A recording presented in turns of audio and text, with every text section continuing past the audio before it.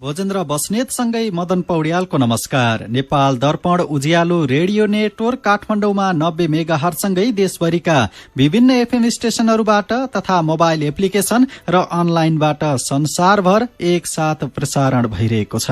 नेपाल दर्पण सुरु गरौं मुख्य खबरका शीर्षकहरूबाट। चीनबाट थप 44 लाख डोज भेरोसेल खोप आइपुग्यो। सोमबारदेखि वितरण गरिने। पछिल्लो 24 घण्टामा 1558 जनामा कोरोना संक्रमण पुष्टि। चाडपर्वलाई लक्षित गरी आजदेखि सुपथ मूल्य पसल सञ्चालन। निजी क्षेत्रबाट पनि छुट दिलाउन पहल भइरहेको सरकारको भनाई। निजी क्षेत्रबाट पनि आम उपभोक्ताहरूलाई राहत र छुट दिलाउनको लागि पहल गरिरहेका छौं, उहाँसँग छलफल गरिरहेका छौं। एमसीसी जसरी पनि संसदबाट पास गराउनु पर्नेमा कानून मन्त्री कार्कीको जोड। आफूहरूको सहयोग बिना पास गर्न एमाले नेता गेवालीको चुनौती। एमसीसी बारे नेकपा एकीकृत समाजवादीको 7 शर्त। चीनको सबैभन्दा लामो मानवयुक्त अन्तरिक्ष अभियान सम्पन्न। 90 दिनपछि 3 यात्री पृथ्वीमा फर्किए। र त्रिदेशीय क्रिकेट श्रृंखलामा नेपालले अमेरिकालाई दियो 175 रनको लक्ष्य। कप्तान ज्ञानेन्द्र बने नेपालका लागि एक दिवसीयमा सर्वाधिक रन बनाउने खेलाडी। उज्यालो रेडियो नेटवर्कबाट प्रसारण भइरहेको नेपाल दर्पणमा अब सुनौ पूरा खबर। चीनबाट खरिद गरिएको थप 44 लाख डोज भेरोसेल खोप काठमाडौँ आइपुगेको छ। नेपाल वायु सेवा निगमको चार्टर जहाजबाट आज दिउँसो खोप आइपुगेको स्वास्थ्य तथा जनसंख्या मन्त्रालयले जनाएको छ।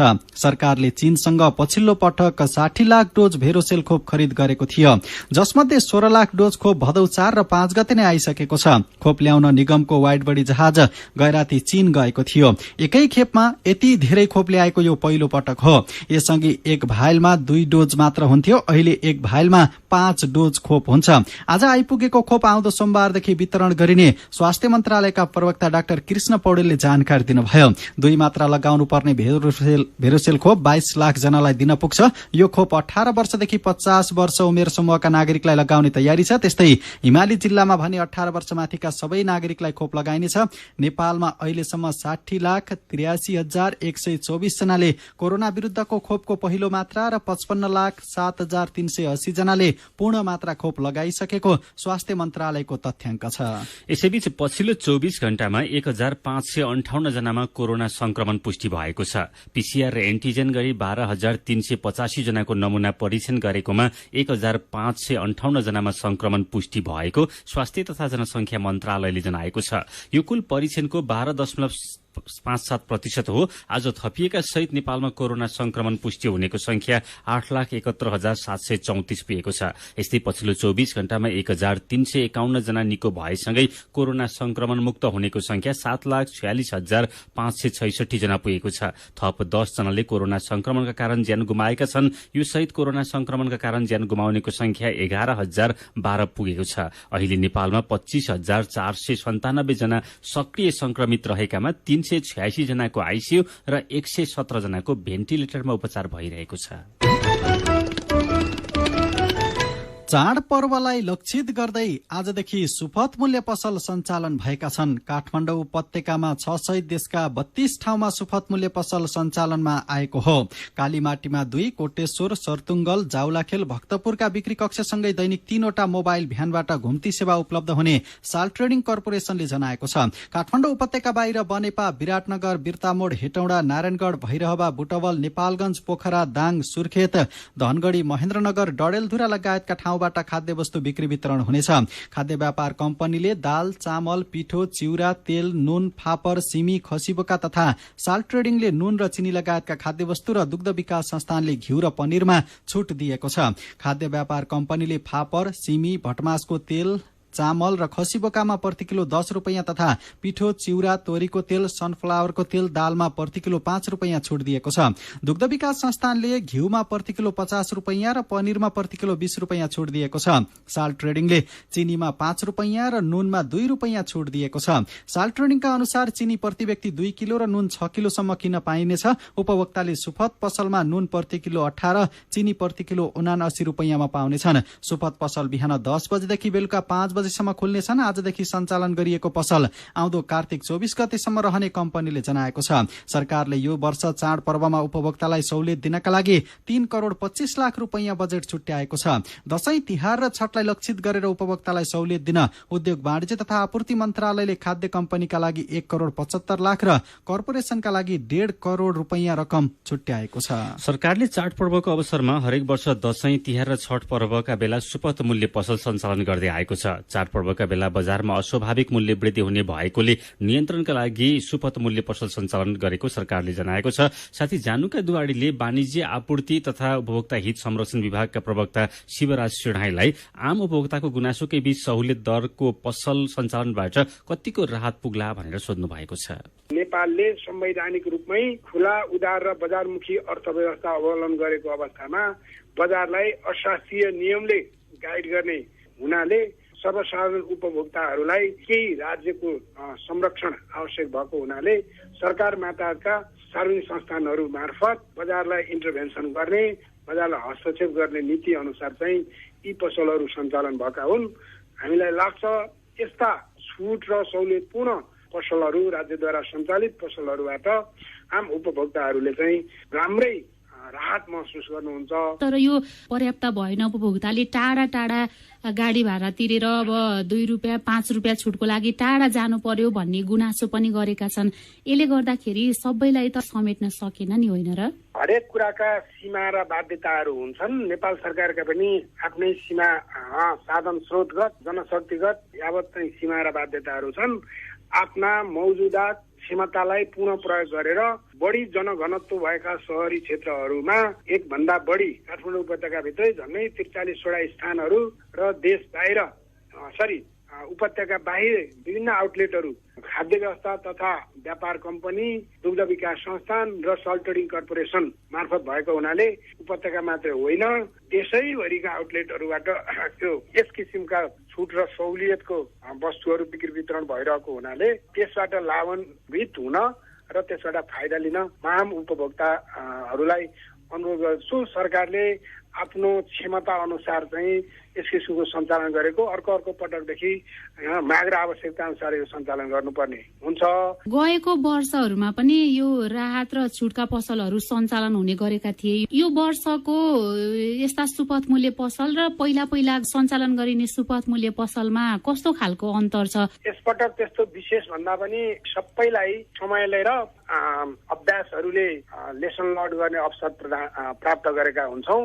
गत वर्ष भएका केही कमी कमजोरीहरू छन् भने सम्बन्धित संस्थानहरूले ती कमी कमजोरीहरू सुधार गरेर आफूसँग उपलब्ध वस्तु तथा सेवाहरू आफ्नो बजेटरी सीमाको अधिकतम महत्तम उपयोग गरेर त्यसमा राहत दिनुहुनेछ भन्ने हामीले विश्वास लिएका छौँ र सोही आधारमा यी पसलहरू र यी बिक्री कक्षहरू सञ्चालन भएका छन्। गएका वर्षहरूमा कतिपय अवस्थामा जुन जति छुट दिने भनेर यसरी सुपथ मूल्य पसल सञ्चालन गरिएको थियो त्यो अनुसारको छुट पाइएन भन्ने पनि नागरिकहरूको गुनासो आएको थियो।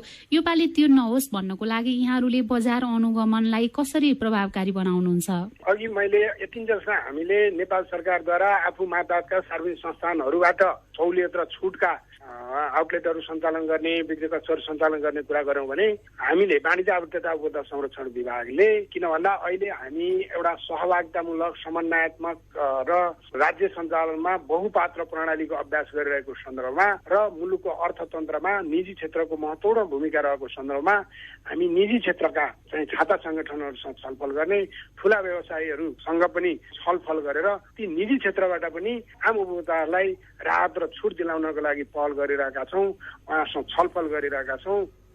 उहाँ हुनुहुन्थ्यो वाणिज्य आपूर्ति तथा उपभोक्ता हित संरक्षण विभागका प्रवक्ता शिवराज सेडाई। सुपथ मूल्यका पसल र राहत बारे जानकारी दिनुहुँदै अब अग्रिम टिकट बुकिङको खबर। सरकारले दशैंमा घर जानेहरूका लागि असोज दोस्रो हप्ताभित्रमा अग्रिम टिकट बुकिङ खुलाउने तयारी गरेको छ। तर यातायात व्यवसायीसँग अझै कुरा मिल्न सकेको छैन। दशैं तिहार छठ लगायत चाडपर्वमा घर जानेहरूका लागि आउँदो 10 वा 11 गतेदेखि अग्रिम टिकट बुकिङ खुलाउने गरी तयारी भइरहेको यातायात व्यवस्था विभागले जनाएको भएको छ। अग्रिम टिकट बुकिङ खुलाउने बारेमा व्यवसायीहरूसँग छलफल गरेको र थप छलफल गरी आउँदो 10-11 गतेदेखि बुकिङ खुलाउने यातायात व्यवस्था विभागका प्रवक्ता डाक्टर लोकनाथ भुषालले बताउनुभयो। प्रारम्भिक छलफलमा सार्वजनिक यातायात केन्द्रीय महासंघ 10 गतेदेखि टिकट बुकिङ खुलाउन सहमत भएको छ।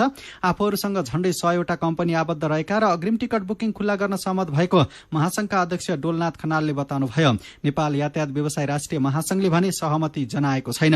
नेपाल यातायात व्यवसाय राष्ट्रिय महासंघका महासचिव सरोज सिटौलाले कोरोना संक्रमणको जोखिम नघटेकोले अग्रिम टिकट बुकिङ खुलाउन समस्या रहेको बताउनुभयो। देशव्यापी निषेधाज्ञा नभए पनि जिल्ला प्रशासन कार्यालयहरूले निषेधाज्ञा जारी गरेमा समस्या हुने भएकोले अवस्था अनुसार बस सञ्चालन गर्नुपर्ने उहाँले बताउनुभयो।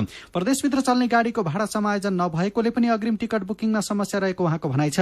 यातायात व्यवस्था विभागका प्रवक्ता भुषालले केही दिनमा फेरि छलफल गरेर टिकट अग्रिम बुकिङ खुलाउने बताउनुभयो।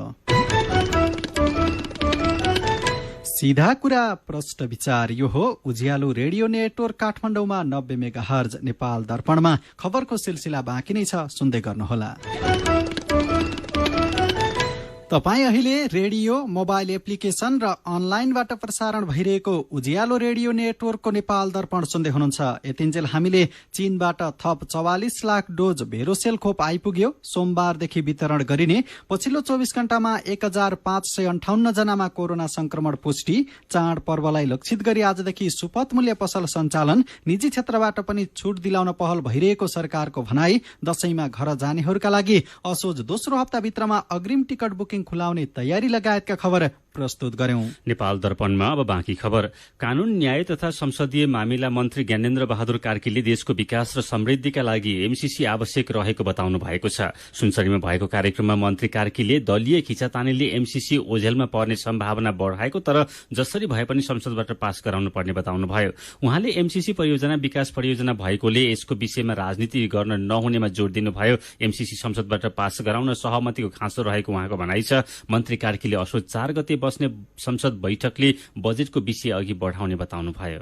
एमसीसी विकास परियोजनालाई राजनीतिकरण गर्नु हुँदैन र यसलाई संसदबाट अनुमोदन गराउने जुन यसको लक्ष्य छ त्यसमा हामी अगाडि बढ्नुपर्छ।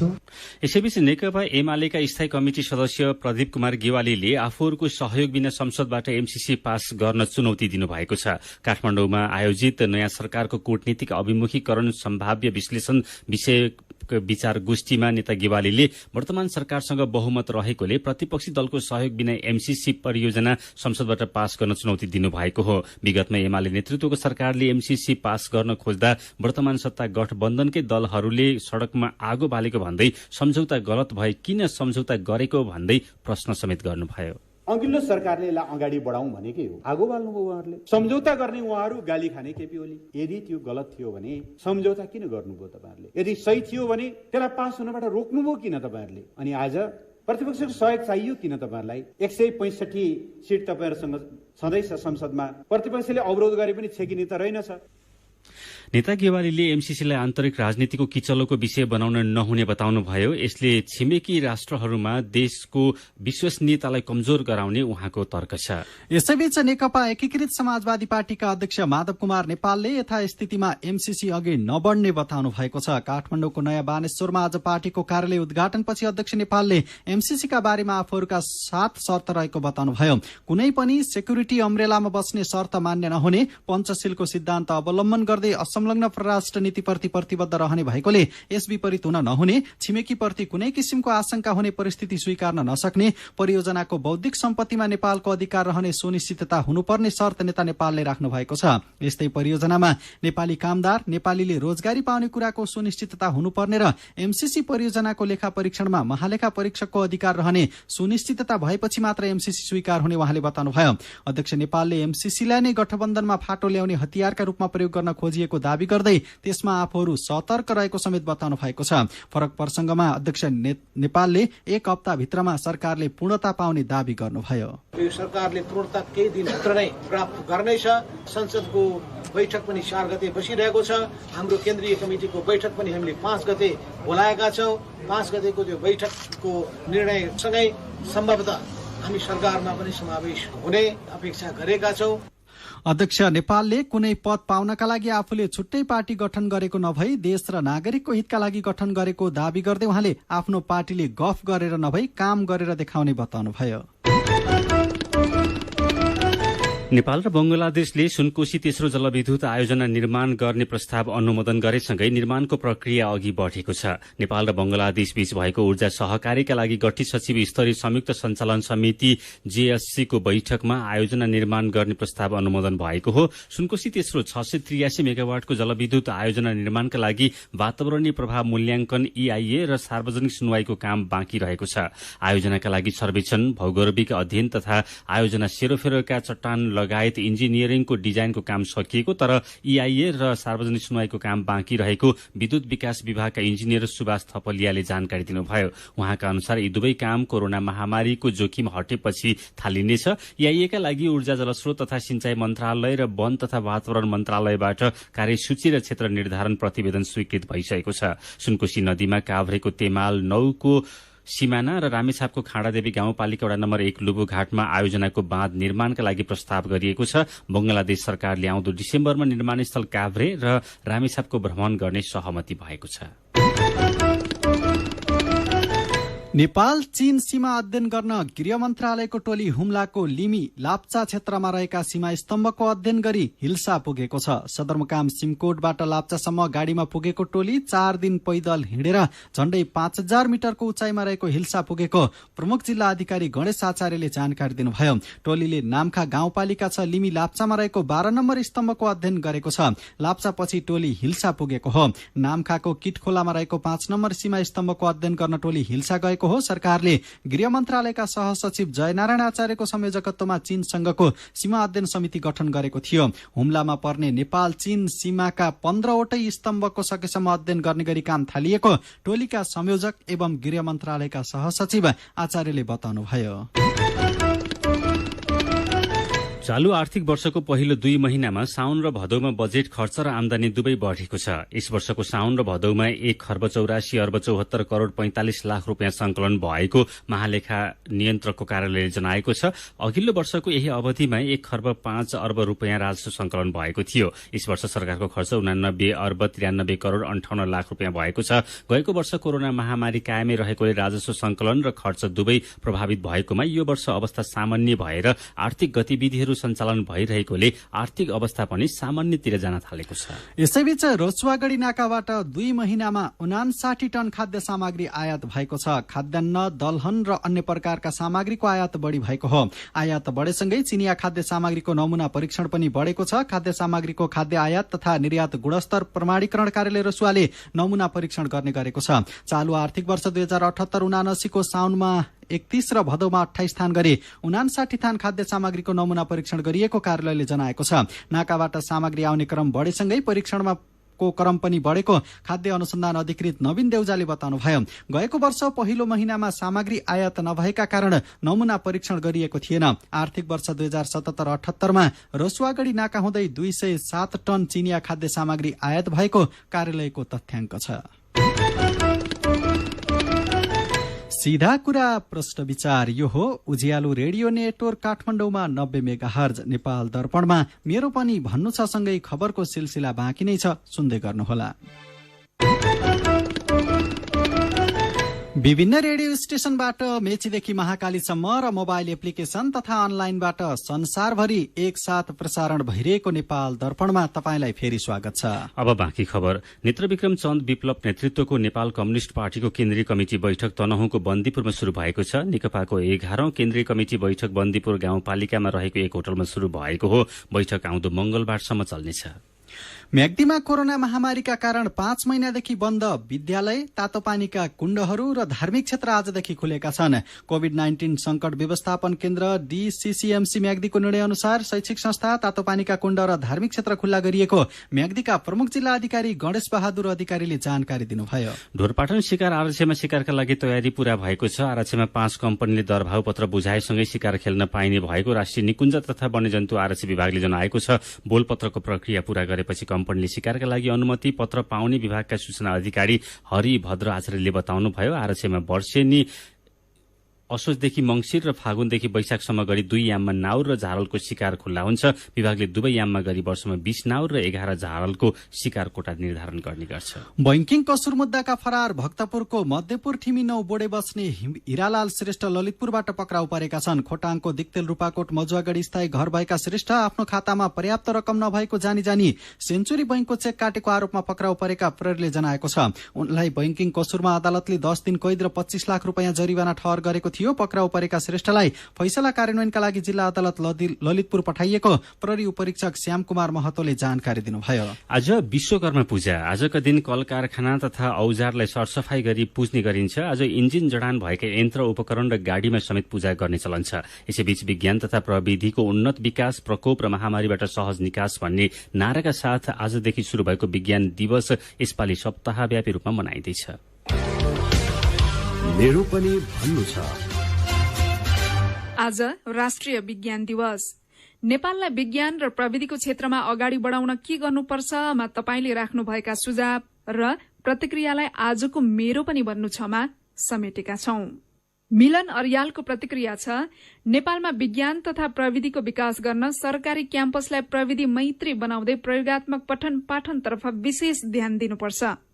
वर्षको एक दिन विज्ञान दिवस मनाएर मात्र विज्ञान तथा प्रविधिको क्षेत्रमा प्रगति गर्न सकिन्न। सरकारी तवरबाट ठोस योजना र कार्यान्वयन अनिवार्य छ। विज्ञान दिवसको शुभकामना। गोपाल नेउपाने आफूले विद्यालयमा पढ्दाका अनुभव सम्झाउँदै लेख्नुहुन्छ, म 10 कक्षा पढ्दासम्म प्रयोगशालामा कस्ता कस्ता सामान राखिएको हुन्छ भन्ने नै थाहा थिएन। अनि कसरी हुन्छ विज्ञान र प्रविधिको विकास? भात खान त चामल र पानीलाई आगोमा पकाउनुपर्छ नि, होइन र? हो, त्यसै गरी हरेक स्कूलमा ल्याब अनिवार्य हुनुपर्छ अनि बल्ल अघि बढ्ने बाटो खुल्छ। युवराज मिश्रको प्रतिक्रिया छ, नेपालको शिक्षा नीतिमा व्यापक सुधार र परिवर्तन गर्न जरूरी छ। वैज्ञानिक शिक्षालाई व्यवहारमा लागू गरेर मात्रै देशमा उन्नति प्रगति सम्भव छ। राजु थापा गुनासो गर्दै लेख्नुहुन्छ, हाम्रा देशमा न शिक्षामा लगानी छ न त नयाँ प्रविधिमा नै। राष्ट्रिय विज्ञान दिवस त भन्छ अनि अरू देशले हाम्रा देशमा भएका विभिन्न किसिमका खानी पत्ता लगाइदिन्छ। के भनौं र खै। अनि यसै विषयमा राजकुमारी थापा लेख्नुहुन्छ, यस्ता हजारौं स्कूल छन् जहाँ विज्ञान पढाइन्छ तर बिना स्रोत साधन। खुलेको एउटा राष्ट्रिय आविष्कार केन्द्रलाई पनि सरकारले साथ दिन सकेको छैन। सैद्धान्तिक भन्दा पनि प्रयोगात्मक पढ़ाइमा बढ़ी समय खर्चिनुपर्ने, तर छैन। अनि कसरी प्रविधिमा नेपाललाई अगाडि ल्याउने र? एक दिन दिवस मनाएर केही पनि हुँदैन, काम चाहिँ निरन्तर गरिरहनु पर्यो। विचारका लागि तपाईलाई धन्यवाद। मेरो पनि भन्नु छ। मेरो पनि भन्नु छ प्रस्तुत गर्दै हुनुहुन्थ्यो साथी सुजाता सुनुवार। नेपाल दर्पणमा अब विदेशको खबर। चीनको अहिलेसम्मको सबैभन्दा लामो मानव सहितको अन्तरिक्ष अभियान सम्पन्न गरेर 3 जना अन्तरिक्ष यात्री पृथ्वीमा फर्किएका छन्। पृथ्वीभन्दा 380 किलोमिटर माथि चीनले निर्माण गरेको अन्तरिक्ष केन्द्र टियाहे मोड्युलमा 90 दिन बसेका उनीहरू पृथ्वीमा आइपुगेका बीबीसीले जनाएको छ।